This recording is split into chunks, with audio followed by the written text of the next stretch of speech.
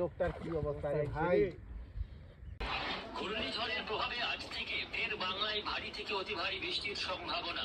হ্যাঁ কে বাবু, এ বড় বাবু, এ ছোট বাবু, এতে আইছো রে। ধান গিলা যে আমরা 3 দিন আমার কাটে থুয়ে আইছি 2 বিঘা।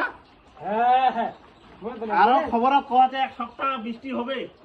মই সেটা লেগে গেছে রে মোর সর্বনাশ হয়েছে বাবা। চিন্তা কর না, সবকিছু সিটা হয়ে যাবে জানো আপন থেকে। কিসের ঠিক হয়ে যাবে তুই জানিস?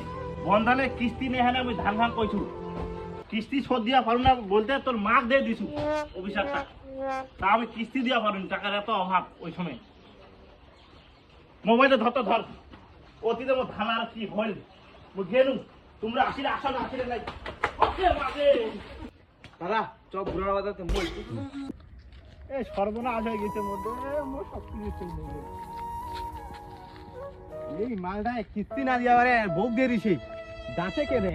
হায় হায় হায় হায় হায় হায় হায় মোর এই কি সর্বনাশ হইলে। হায় বাবু রে, এ মোর ধান বাড়ি খান কটে খানায় ডুবে গেছে গে বাবু।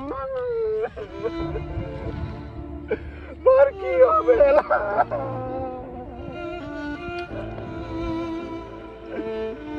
কি করে মোর সব কিছু শেষ হয়ে গেল গে বা।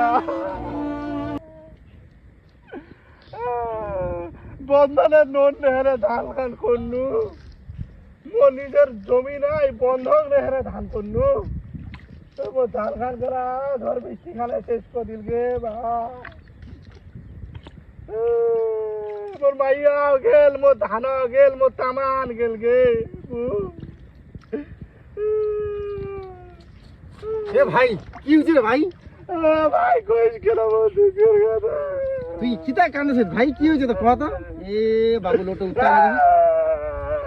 আরে কি হইছে কইব তো, সমস্যাটা কি হইছে ক। তুই ঠান্ডা হ, ক কি হইছে ক। শুনিব? হ্যাঁ ক।